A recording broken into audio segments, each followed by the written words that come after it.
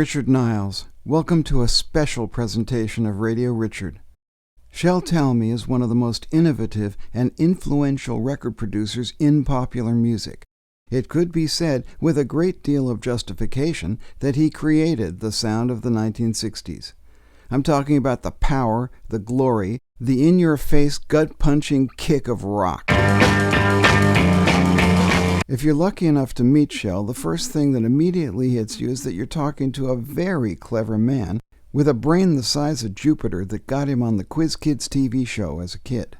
He worked for 3 years on television and then worked as an engineer at Conway Recorders in LA, where he was able to learn how things worked and then improved on it. Urged to go to London by an English colleague, Talmy entered and then dominated the swinging scene like Julius Caesar conquering Gaul. History was made and remade again with hits by the Kinks and The Who, Manfred Mann, Pentangle, Lee Hazlewood, and many more. So sit back and enjoy a very special chance to meet the creative force that is Shel Talmy. Shel Talmy, so happy to be able to talk to you. Thank you for inviting us into your kitchen. It is my pleasure. Thank you. The first question I'm going to ask you is just what kind of music you listened to as a kid that you really liked and that influenced you in terms of sound. As a kid, Yeah. Obviously, I'm old enough to listen to American Songbook. Right. And that's where I started and became aware of R&B. I think the first record that really impressed me was G by the Crows. And I kind of went on from there and started listening to everything I could. And at what point did you listen to the records and say, wow, how did they make those sounds? It's no point. No point. Okay. I suppose when I became an adult and I finally got into recording engineering. I mean, up till then, there was no necessity to find out how the stuff was done. Right. Well, it seems that you worked your way up from the kind of assistant engineer to learning your craft. Were there any people or studios that you particularly thought were helpful in that? Well, it's the first studio I ever really worked in was the one that Phil Yend owned. It was a very nice, mainly band studio. We had a orchestral studio upstairs, and how I got into it, I met Phil at here in LA. There was a Italian restaurant called Martoni's, which was the music biz hangout, and also other people that had anything to do with entertainment. And I had been working at ABC Television, so that kind of qualified me for hanging out there. I was there with a friend and met Phil, and I was just about leaving ABC because I had it with the politics at a major studio. Right. And albeit I started doing work there as a page and cue cards and floor management, and it just was not a situation I enjoyed. Mm-hmm. So I met Phil and told him I just left there and I was looking for something to do, and he said, would you like to learn how to be a recording engineer? I said, sounds good to me. So great. I started, and he showed me the studio and how to use the console, which we're talking about 1961, or I think here maybe even 1960. Right. So we're talking about fairly primitive equipment. This was a console with round pots instead of sliders. And I picked it up quickly because I do have this technical background, always have been technical. And 3 days later, I did my first solo engineering, which was kind of interesting because I was like tossed out to, sink or swim.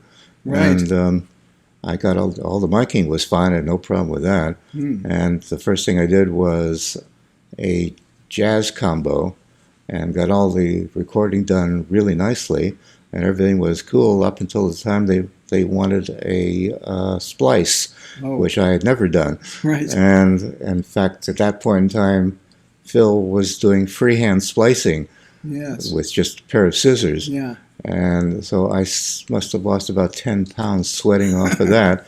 I finally got it right. Yes. I mean, it became a lot easier later when they had, equipment to put the tape into and all that kind of stuff. Yes, right. yes. Okay. It didn't exist then. Right, of course. Yeah. So what strikes me is that you kind of developed really quickly. You went through the thing of assimilating the knowledge and kind of imitating what you had seen done before, but you quickly moved on to thinking of ideas of your own of how to record. Well, we were at a stage where rock and roll was just coming in, and blues had already been in, and R&B had already made some inroads. And the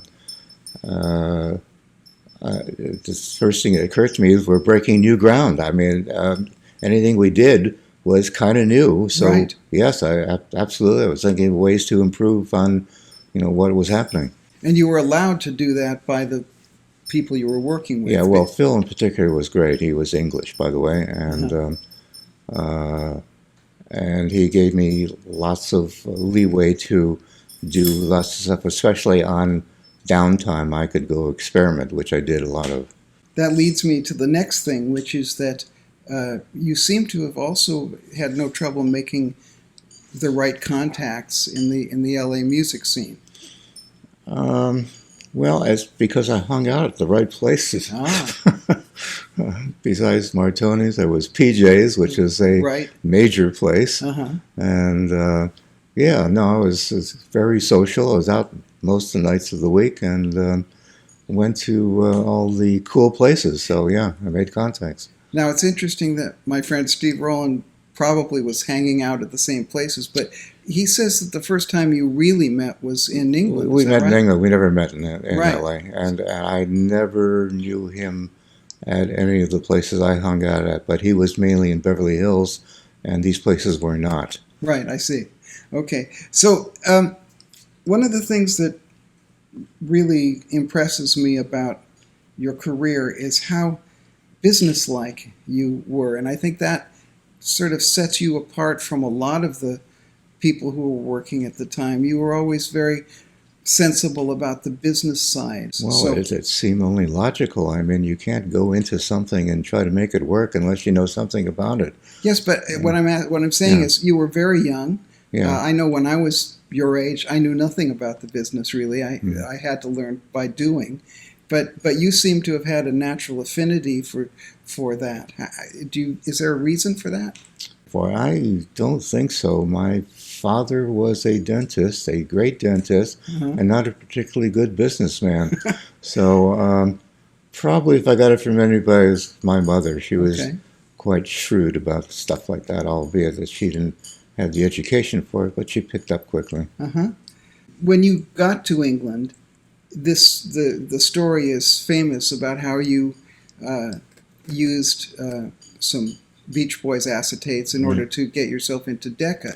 But that, to me, takes a person with a lot of confidence and a lot of understanding of how the business works. Is that what you were when you came to England? I went to England ostensibly on a 5-week visit because, as I said, Phil, who owned the studio, was English, and he kept extolling the virtues of England and London in particular.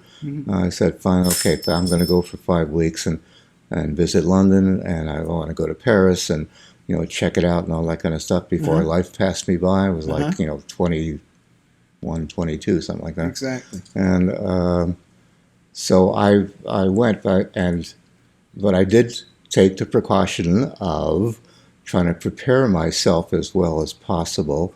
And one of my very good friends was Nick Vinay, who was at Capitol A&R, one of the heads of A&R at Capitol, and from whom I got the Beach Boys and Lou Rawls acetates, because I told him I was going to London, and since I didn't have a whole lot of bread, it would be nice if I could earn some money there for a week or two.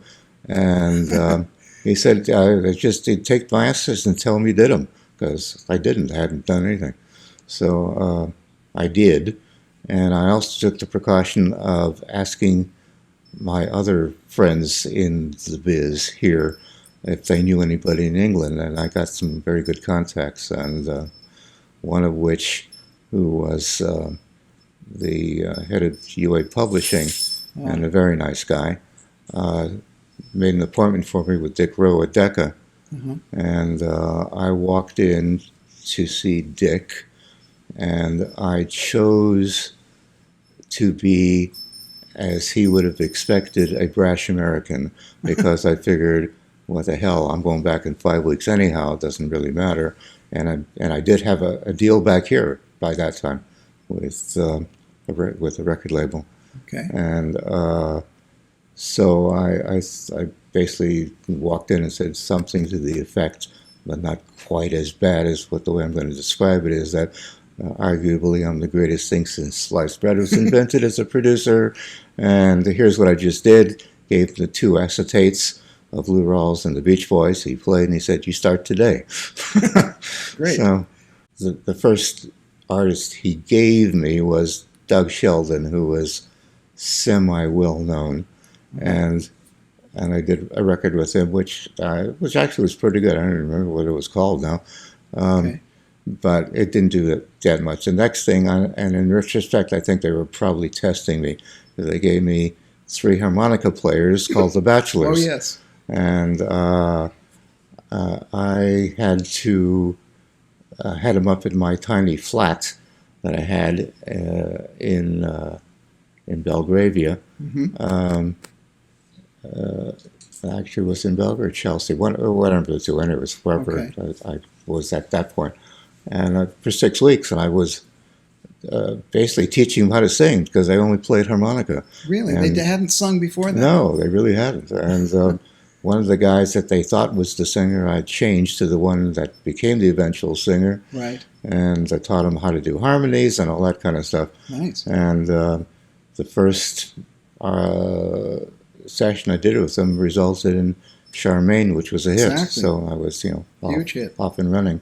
Right. And at that point, of course, at that time, nobody would have thought of picking up a phone and asking about my bona fides.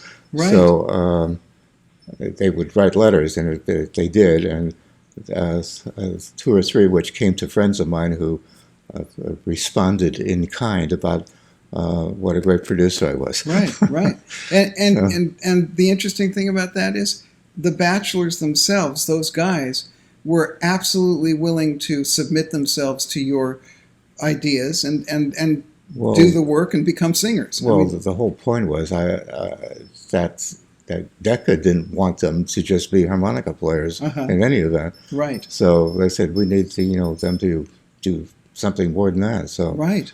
I got down to it. Yeah, I mean, I could certainly tell them what to do and how to go do it. So. Right. And they listened to the 21-year-old kid who was telling yeah. Yeah. Well, that's terrific. Because I was employed by Decca. I was the producer at Decca. So yeah. Right. They were going to do that. Now, one of the things also that interested me was the fact that you not only just worked for Decca, but you, at least from what I've heard, you've always insisted on having a production deal. When I walked in, again, doing my brash bit, I insisted on the fact that I was an independent producer, not employed by Decca as an employed producer, right? Which meant at that particular time, as I know you spent so much time there, sure, that I was going to get royalties, because when I arrived in 1962, no producer was getting royalties. They were getting strictly a weekly salary. That's right, like George Martin, same thing. Exactly. And I said, no, I'm sorry, I get royalties. Right. And he said, and fortunately, Dick was very pro-American, so he understood all that, and he said, "Okay, that's fine." Okay.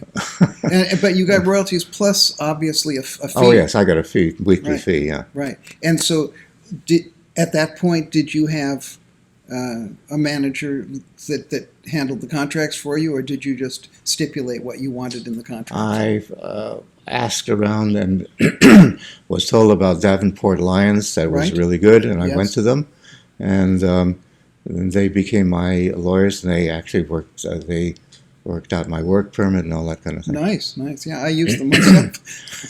Sam Lyons. Yeah, was, yeah, and so did yeah. I, and my parents used him. Yeah. Mm.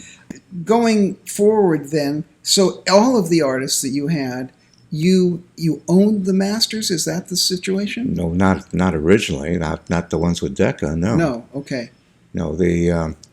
Well, I was happy to be with Decca up until the time, because one of the duties I also was told that I should have, which is fine with me, is that I should go see if I can find other talent that they would like. Right. And I was happy to be out every night of the week anyhow, which was part of my thing to do. Yes. And I found both Manfred Mann and Georgie Fame, Right. brought them both in, did demos with them, Right. and was sure they were going to be signed, and both were rejected. And I thought to myself, I guess this is the time for me to do what I said I was going to do, was be an independent producer. Right, So right. the next act I found, which happened to be the Kinks, I took straight into Pie.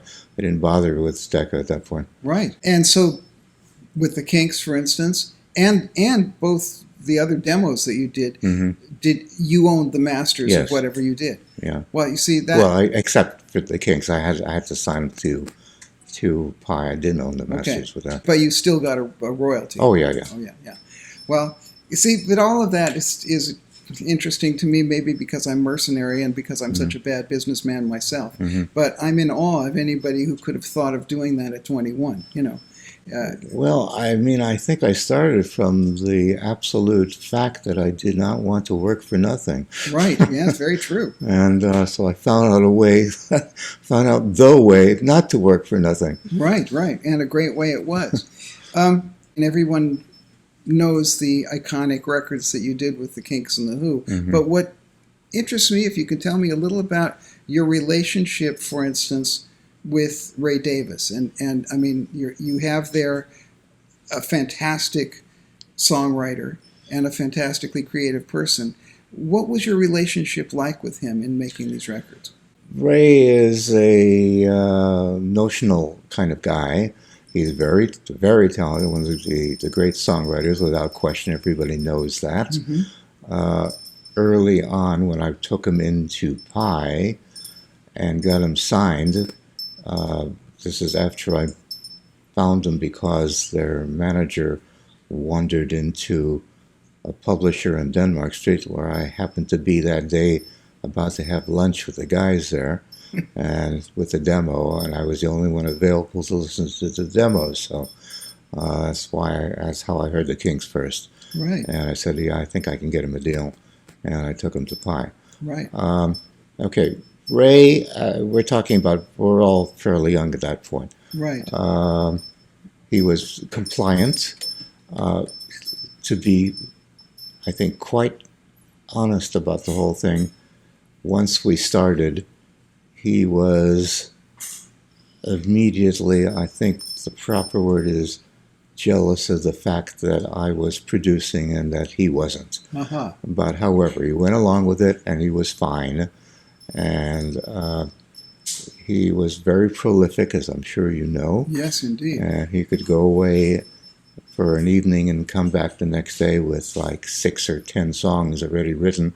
Amazing. And we'd go through the material. I was choosing the material. Right. And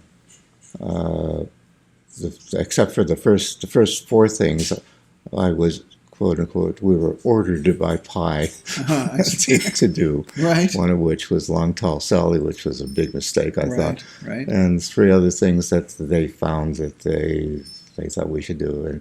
And of course, none of them really did anything. Right. So Ray got pissed off. And Quite rightly. and so did I. And he came back with "You Really Got Me," Yes. and I heard about 6 bars. I said, "That's it. Okay, Right. don't have to go any further than here." Right. So this was the make or break session. We went in and did that, and the rest is, I suppose, is history. Yes, indeed. And that brings up another thing, which also I wrote a book about songwriting, so the subject interests me a lot. Now, you seem to have had a seriously accurate ability to choose the hits. You'd hear 10 songs and you'd say, okay, let's do this one and that one. Right. Did you have, if you were to give advice to a songwriter and say, okay, here are the elements you need to have in a song for a hit, what would those elements be? Well, I think I got to start answering this in an oblique fashion. Thank you. In that my ability to pick hit songs is not something that you can be taught. I think it's either something you can do or you can't do. And when I've explained this before, I kind of liken it to somebody who was born with the ability to wiggle their ears, which is something I can't do. Right. And a very few people can. Yes. I was apparently born with the ability to hear a song I thought was going to be a hit, and that was a hit. Right. Well, but I mean, for instance, if you heard a song like "You Really Got Me," Yeah. what would it be that you said? You said in the first few bars, you said this is a good one. What were the things that hit you? Was it the riff? I think it probably goes back to I was certainly an avid listener to radio at the time, which was about the only thing you could listen to avidly. Right. And there was and all the stations were then starting to play rock and roll, which they started, and Right. so I knew all the songs, learned all the lyrics. When I heard a song I liked, it reflected what the public liked. So Right. that's when I kind of discovered that we were on the same page, Right. me and the public. Indeed. Indeed. And so it became easy when I heard a song. I said, I like it, so I'm gonna take a chance and say the public likes it too.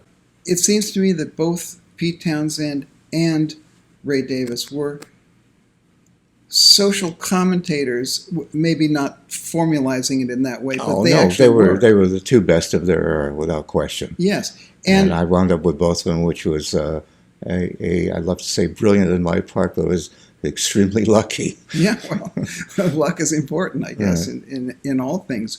But it seems to me that they represent a style of songwriting or an idea of songwriting where the songwriter does comment on the world around them in a kind of socially conscious way. And it seems to me that pop songs today are not doing that. And there's a vast difference between the kind of things that... Well, I'm glad you said that. I mean, pop songs today, and I have said this repeatedly to various people, is tell me something that's in the charts that anybody's going to be humming 2 years from now. Mm-hmm. And there's always dead silence. Mm-hmm. There is not a whole lot of relativity in what I hear in the charts. There's lots of repetition, Yes. and there's lots of so-called melody, which is not really much of a melody. Oh.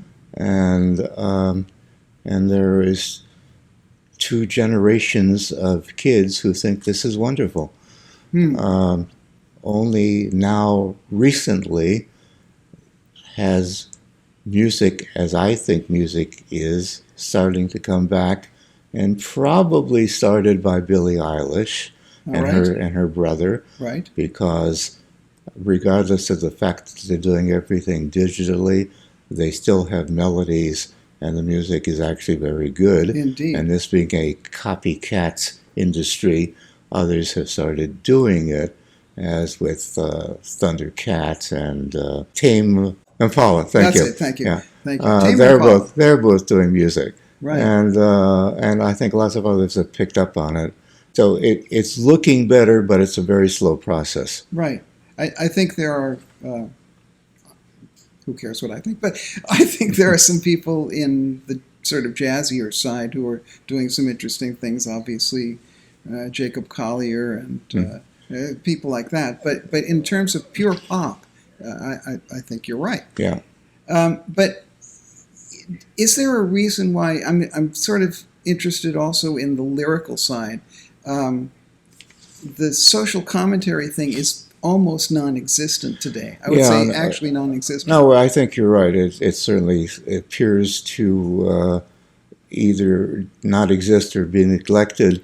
Ray was the best social commentator for what was going on in England at the time he was writing. Exactly. Pete was more commenting about things that could be, and obviously with a much harder edge, which is what I enjoyed about that. Yes, indeed. And yet also, I mean, his kind of, for me, his Ray Davis song was "The Kids Are All Right," because it was quite of a sensitive, nice, gentle. Oh yeah, no, he did occasional ones like that. "Sunny Afternoon" is right. I think one of the great songs, and I mean that's another one I heard like 4 bars, and I think fine, that'll be our next number one. Right, it was exactly. Yeah. When you worked as a producer and you talked to the various, I've read that you spent a lot of time in what I guess we would call pre-production. Yeah. Discussing, listening, advising. Well, I rehearsed. I always rehearsed. Yes, and that's another thing. Can you give me some examples of rehearsals? Sure, because I felt it incumbent on me to work with them and get the arrangement done also. So I was arranging as well as. Yes. And of course, most of the bands didn't really read music, so no. I was there. We're running through the songs, and I was suggesting places that things should be changed as part of the arrangement. Right. And we rehearsed until we're all happy. And once again, because you were the hired producer, right. or the person in charge, right. They just said sure. Well, I don't think it's quite as simple as that. Okay, sure. I have always respected good musicians, and I've always gotten on extremely well with the bands I produced. Not necessarily with the management, but with the bands. Indeed. And I found that we were almost without questions on the same page. Right. We had the same aims in mind, make the best record we could. Hopefully it's going to be a hit. Yes. And you also had, as you say, you insisted that the bands you were producing were very good musicians. Oh, absolutely. Yeah. And you had that certainly with The Who, for instance. Yes. And I want to ask you just something I heard from Oliver Reed, the actor who worked with Keith Moon. Mm-hmm. And most of the time we were working together, he was blind drunk. But when he wasn't, he was very articulate, and he had a great affection for Keith Moon. In fact, I had long discussions, and he was saying that maybe Keith Moon was crazy and wild and crazy, but when he sat behind the drums, he was a very serious musician and very serious about what he was doing. Is that Keith was the best rock drummer of all time, in my opinion. Right. And certainly behind the drums, as wild as he might have been, he was terrific. And the story I've told countless times is I did go over to him once early on because, as the other thing is, I'm sure you've read, I started miking drums with a dozen mics, which I brought with me from my recording engineering days. Yes. And I said to Keith, these mics are really expensive. I don't care how close you get. Don't hit the damn things. And he said, no problem. And he came within a millimeter, but he never hit a mic. Well, thank goodness. I'm sure the studios were very grateful for that. I also have read a lot about John Entwistle, that he could read music. Do you know, I said so many times, I don't think I heard more than 6 words out of John the entire time I recorded the Who. Is that right? He was just Mr. Silence. I see. Well, maybe he felt that there was so much going on around him, I he have just no relaxed. idea. I don't know. Yeah, so you had people making up for it. I mean, certainly Mooney did, and certainly so did Pete. You know, so Right. he probably reserved what he had to say till later. I don't know. Right. I want to ask, because we talked briefly just before we set up about arrangers, and of course, I've been an arranger all my life, and Right. I've always been fascinated by arrangers. I'd like to hear something about how you work with actual arrangers. I know you have done a lot of orchestral things. Yeah, I have, and how I've worked with arrangers is gave them my concept of how I think it should be done, and we chatted about what they would do and how they'd go about it, and I don't think I was ever dissatisfied. You know, I did employ very good arrangers who got it. Indeed. And as I think I said to you over the phone, my favorite was David Whitaker, Indeed. who was absolutely brilliant. You know, I did an album of with him writing all the material called Music to Spy By, Right. which I still think is one of the best things I ever did. It is great. Yeah. I was listening to it yesterday.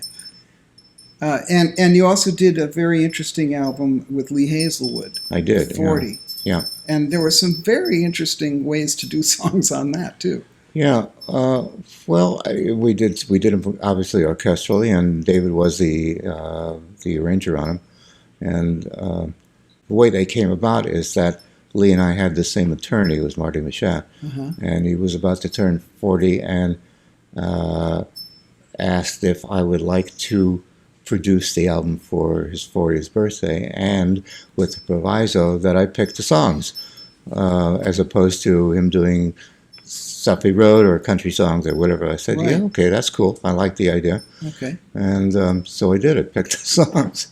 And in retrospect, some of which I wish I hadn't picked, but generally speaking, I think they came out okay.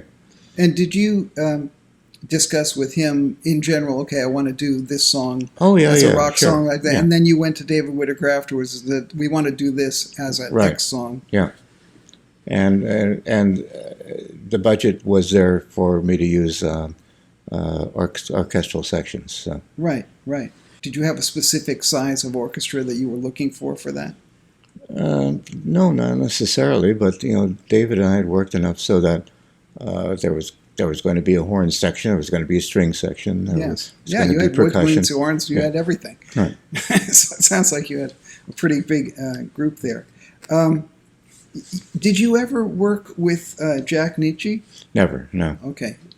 No, I knew Jack, and he was a nice guy. I figured I can't understand anybody like him working with Phil Spector, but you know, there you go. You can't win them all. Exactly, exactly. Well, he's in my book, so now I make the point in the book that what is called the wall of sound or the Phil Spector sound, Which he did not do. well, exactly, but which Jack Nietzsche, it seems to me, actually gave him. He gave him Gold Star Studios with the reverb that's in Gold Star Studios. He Yeah. gave him the Wrecking Crew guys who he'd already been working with. Right.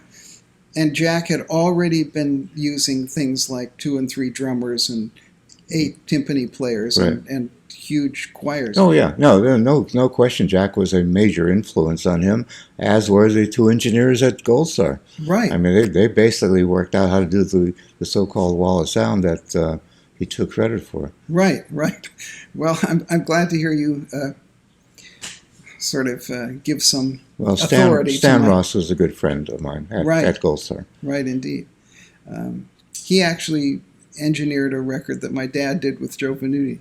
Oh yeah. So at Gold Star. So that was kind of an interesting thing. Well, that is the first record I ever did was at Gold Star. I did a song I wrote called "Sinner Not a Saint" with Trini Lopez, and I did it at Gold Star. That was my first real introduction into production. And since you worked there, can you tell me exactly what it was about that echo chamber that they had? Oh, I think they used a closet, I believe it was, and I think they experimented until these things come together. There's nobody at that point was planning stuff out like that. No, no. I mean, they had a space for an echo chamber, and they did the best they could to make it sound like the way they wanted, and it turned out to be great. Were there any other physical aspects of various studios that you worked in that you said, okay, I can take advantage of that particular thing that this studio has? I always went for studios that I already knew were well set up, well stocked with microphones, Yes. acoustically excellent, and all that kind of stuff. And so, apart from an initial inspection just to convince myself that I was correct. Right. There was nothing. I just took advantage of the studio because it was a good studio. Right. And did you have, you talked about Stan Ross, but did you have a number of engineers that you particularly wanted to use, or did you do most of it yourself? I started out doing all of it myself, and then I decided that I really could not do justice to doing that and producing at the same time, because Right. they're two entirely different jobs. Indeed. And producing takes a lot of concentration.